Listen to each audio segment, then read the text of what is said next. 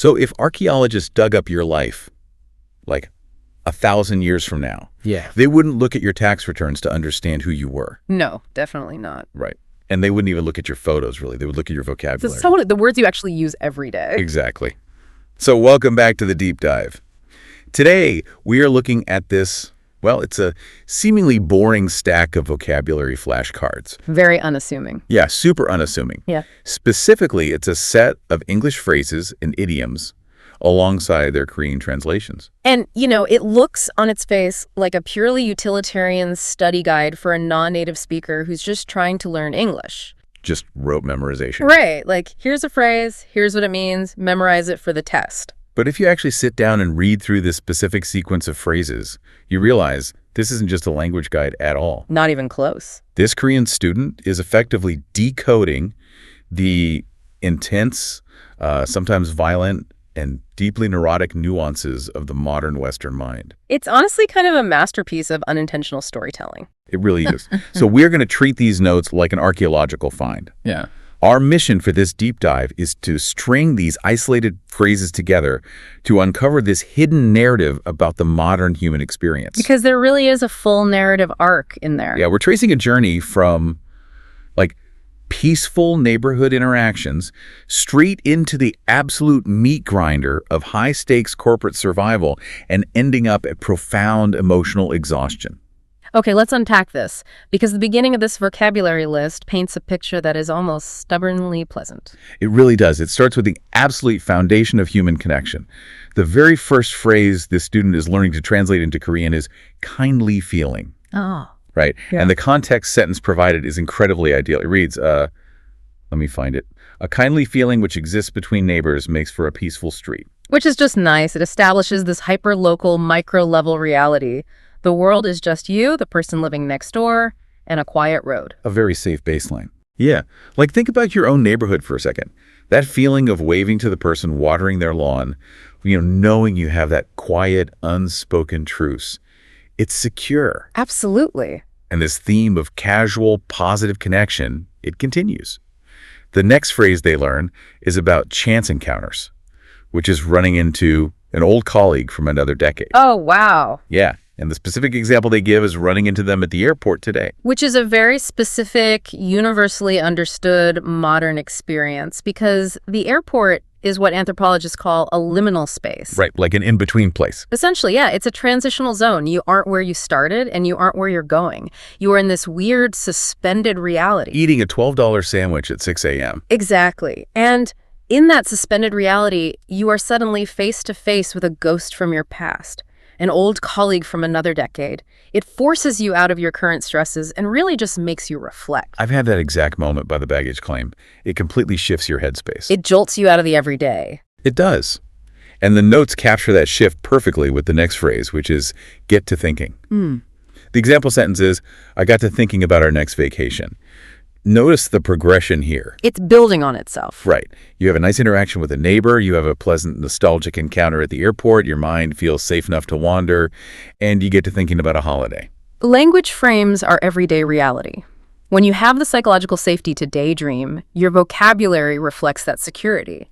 You aren't using defensive language. You are open. But, and this is a big but, we don't live in that safe little bubble forever. No, we definitely do not. And the source material reflects this with a wildly abrupt pivot. I mean, we go from daydreaming about vacations to the phrase depopulation crisis. That's such a jarring leap. It's crazy. The practice sentence isn't subtle at all either. It just reads, low birth rates have sparked a global depopulation crisis. It is a staggering tonal shift. It is absolute psychological whiplash. We just zoomed out from a cozy living room straight into the collapse of global demographics. Which is, that's just modern life now. Exactly. 1 second, you're chatting over the fence, and the next, you're carrying the weight of the human species' future.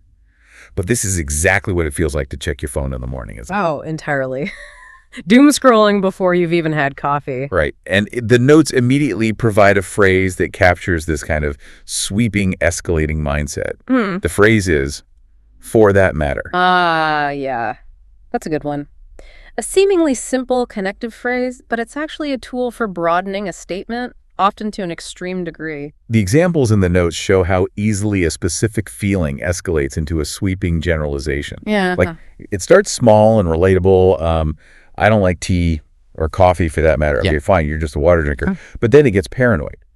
The next one is, he doesn't trust the boss or anyone else in this office for that matter. Wow. Yeah.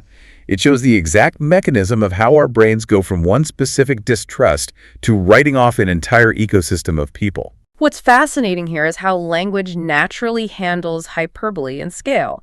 Like, we are constantly bombarded with micro-level annoyances, like bad coffee, and macro-level crises, like depopulation. Right? That creates a profound sense of instability. So right after we get this office paranoia, the notes swing the pendulum all the way back to the other extreme with the phrase, on the face of the earth. Oh, I love this one. The example sentence is, he is the kindest man on the face of the earth. See, they aren't just saying he's a nice guy. He has to be the kindest man on the face of the earth. Exactly. Yeah. Because when we are faced with global crises and offices full of untrustworthy people, we use extremes to anchor ourselves. We have to. When you want to emphasize something good in a world that feels that unstable, simply saying someone is kind doesn't carry enough weight anymore. You have to elevate them above the entire planet just to make the goodness register against all the background noise. It's a pretty bleak way to look at it, but it tracks. We need the vocabulary of extremes just to process the daily news cycle. We really do. And this psychological whiplash between macro crisis and micro comfort is exactly what sets the stage for how we behave when we go to work. Because the narrative we are tracing in these notes shifts gears entirely now. Things are about to get intense. Yeah, we leave the neighborhood, we leave the airport, and we bring that hyper-defensive posture right into the high-stakes environment of the workplace. The corporate pressure cooker. Yes. The vocabulary here becomes entirely focused on survival, risk mitigation, and hierarchy. To a non-native speaker, this must look like preparation for a battlefield. It reads exactly like a corporate survival game. You pitch an idea and you cross your fingers, learning the phrase pan out. Right. As in, I hope your new business plan pans out well. But of course, the notes immediately prepare you for the alternative. To decide against. The manager decided against the new proposal. Because rejection is always on the table. Yeah. And when things don't pan out, we see the introduction of real corporate jargon. The student has to learn the phrase, a redundancy list. Oh man. The practice sentence for this one is chilling. It says, I happen to be compiling a redundancy list for the Swinton merger. The Swinton merger. Right, like who is Swinton? But you just picture it. An exhausted HR manager sitting in a sterile office deciding who stays and who loses their livelihood. Let's look at the mechanism of a phrase like redundancy list. Yeah. Why do we use that sterile terminology instead of simply saying a list of people who are being fired? Because it sounds less cruel. Exactly. It acts as a psychological buffer. Firing a human being carries an immense moral and emotional weight. But declaring a position redundant, It's just business. that sounds like a mathematical equation. It allows the people in charge to execute brutal organizational changes without feeling the sharp edges of the human cost. Which makes sense in this environment because there's always a looming chain of command. Like if a project fails or a position is deemed redundant, the notes teach us that you have to answer to somebody. Always. In this case, the example is you have to answer to the CEO. You are never truly autonomous. The stakes are continually raised, reflecting an environment where people feel their survival is constantly under threat. Which brings us to the most dramatic idiom in the entire corporate section, which is a gun to your head. This one is so good. This is the ultimate force choice, the highest possible pressure you can imagine. But the way the source material applies it is just absurd. It reveals quite a bit about our office culture, actually. Yeah, after all this tension about redundancy lists and answering to the CEO, the practice sentence for a gun to your head is, gun to my head, I'd have to say Suits is my favorite legal drama. It's so funny. It perfectly captures the cognitive dissonance of the modern worker. Suits. Right. We use literal life-or-death metaphors to describe our television preferences by the water cooler right after agonizing over actual career-ending mergers. We've completely normalized the language of violence for trivial opinions. But you don't just roll over and accept this. The note, they also give us the language of defiance. Yes, pushback. The phrase, to protect your territory or your quality standards, is not on my watch. The example is, they want to cut the quality of our product. Not on my watch. Drawing a line in the sand. Exactly. But here's where it gets really interesting, though. Mixed into all these standard business idioms, the student is learning a hyper-specific industrial term. Yes, the vocabulary list introduces the term oil tanker, and even more specifically, the acronym VLCC, which stands for Very Large Crude Carrier. When I saw this, I actually had to look up what a VLCC is. These ships can carry over 300,000 tons of oil. They are unimaginably huge. They're so massive that if the captain wants to make a turn, they have to start turning the wheel miles before the actual bend in the ocean. Wow. Because if you wait until you see the obstacle, it is already way too late. And to me, the mechanism of steering that ship is the perfect analogy for everything we just talked about. It is the ultimate metaphor for institutional inertia. Exactly. Navigating corporate drama, surviving the Swinton merger, trying to change a toxic office culture. It is exactly like trying to turn a VLCC. Yeah, you are not steering a speedboat where you can just pivot on a dime. No, you are trying to shift the momentum of a giant, dangerous machine. If you mismanage it, or if you misjudge the turn, it causes a catastrophic disaster. The language of the corporation is the language of moving massive, dangerous weight. And doing so requires an acute awareness of risk. Which brings us to the next thematic block in the notes. We're moving out of the office. Right. The narrative moves from corporate survival into personal vulnerability. It starts to explore our deep anxieties around trust, financial loss, and self-preservation in our own lives. Yeah. Like, think about the last time you bought something significant online or signed a lease without visiting the apartment. You relied on blind trust. Which is terrifying. It is. And the student learns the phrase for this, which is sight unseen. The example sentence is basically a tragedy in 5 words. It is, I bought the car sight unseen. Oh, no. And we know exactly how that story ends because the very next idiom they learn is a money pit. Of course it is. I thought buying this vintage sports car was a dream, but it turned out to be a total money pit. The ultimate cautionary tale of adulthood. Yep. You trusted the process, you bought the dream sight unseen, and it slowly drained your bank account. So how do the notes teach us to survive this? Like, how do we prevent ourselves from becoming a victim to a money pit? They offer a very specific defense mechanism. They give us a stark, defensive piece of advice. Yeah. Get it in writing. You must get it in writing. It is the ultimate legal shield. It represents a complete lack of faith in the spoken word. The assumption is that people will fail you, so you need a binding contract to force them to be honest. Okay, I see that.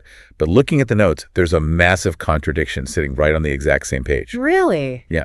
Right after teaching the student to demand everything in writing, they're taught the phrase, give the benefit of the doubt. The example is, let's give him the benefit of the doubt before we get angry.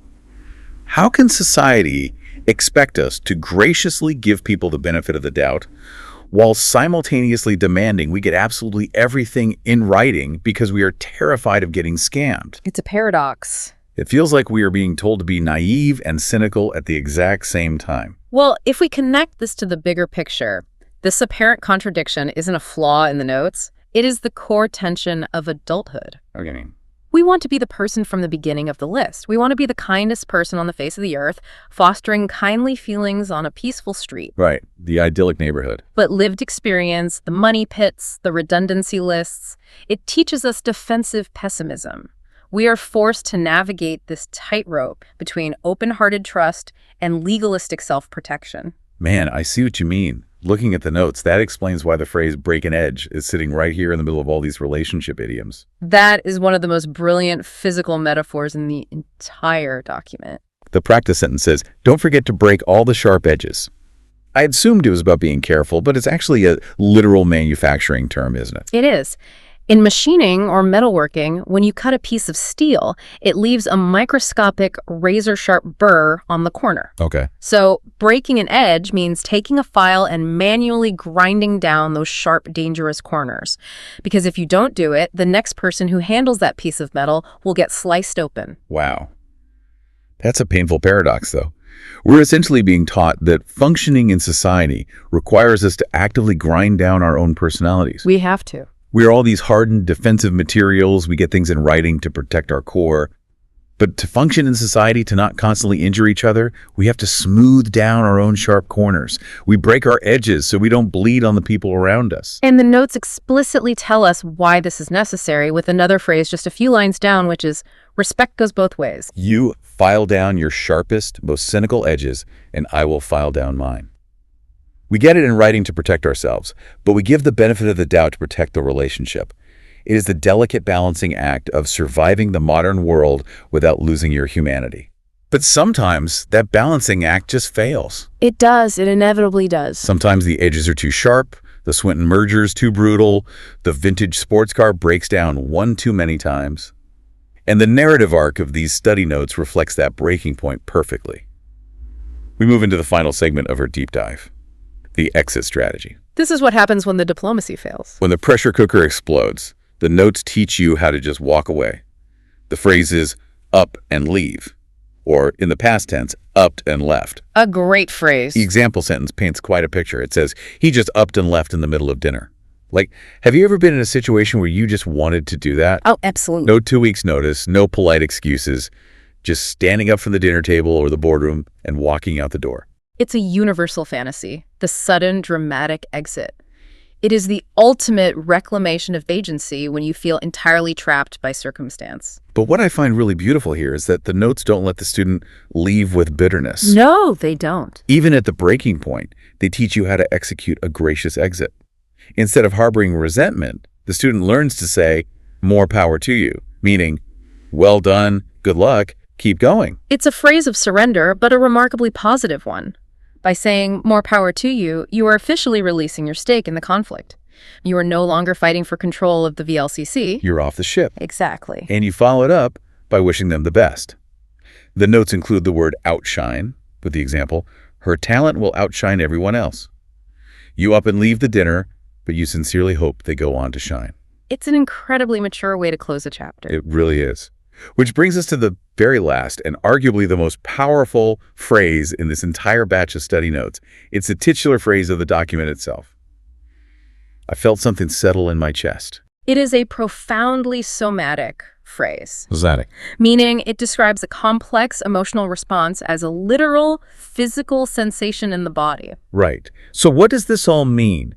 Because when I looked at the Korean translation notes provided for this exact phrase, I noticed a fascinating dual meaning. Oh, do tell. The notes explain to the student that settling in the chest can translate to a sense of calming down and finding peace, like taking a deep breath after a long, exhausting ordeal. Like relief. Yes, but, it notes, it can also translate to a heavy, frustrating feeling taking hold, a tightness, a weight that won't go away. And that ambiguity is the absolute genius of the phrase. It captures the complex physiological reality of ending a stressful situation. Yeah. Because when you finally up and leave that terrible job or walk away from that money pit of a car, your body reacts. And the exact same physical sensation in your chest can be interpreted in two completely different ways. Depending on how you look at it. Right. Is it the profound relief of the ordeal finally being over, the dust settling, or is it the lingering weight of the trauma you just endured settling permanently into your bones? It's both, isn't it? It's the bittersweet reality of walking away. You are finally free, but you're carrying the weight of the experience. You survived the corporate survival game, but you had to break a few of your edges to do it. This raises an important question about how we process closure. We expect relief to feel light and airy, but often survival feels heavy. The phrase perfectly encapsulates that final, quiet moment of realization after the storm has passed. Yeah, that's well put. It teaches the language learner that English doesn't just have words for facts. It has words for the complex, contradictory ways our bodies keep score. It really is an incredible journey to read through. What started as a simple list of idioms for a Korean language learner actually charts a complete human life. A full arc. We started with the simple desire for a kindly feeling on a peaceful street. We got dragged into the meat grinder of redundancy lists and CEO demands, trying to turn the massive institutional weight of oil tankers. The VLCC. We built cars sight unseen. We learned the painful paradox of breaking our sharp edges to survive each other. And finally, we learned how to up and leave the table, feeling the heavy, settling truth of it all in our chests. It is a powerful reminder that language is never just vocabulary. Every phrase we invent and every phrase we deem important enough to translate and teach to someone else is a fossilized piece of human psychology. We are teaching people how to navigate our specific, complicated world. You, the listener, you use these idioms and phrases every single day without realizing the massive emotional and historical weight they carry. You're constantly speaking the language of survival, of risk, and of connection. Which leaves us with a final thought to ponder. We just reconstructed an entire narrative of anxiety, corporate struggle, and emotional resolution by looking at the idioms a human being felt were necessary to learn today. But as we move toward a world where AI is increasingly writing our emails, suggesting our text replies, and drafting our corporate memos, what happens when we stop inventing these idioms altogether? Oh, wow. If our everyday vocabulary is smoothed over and optimized by an algorithm, are we outsourcing the very language of our human survival to a machine?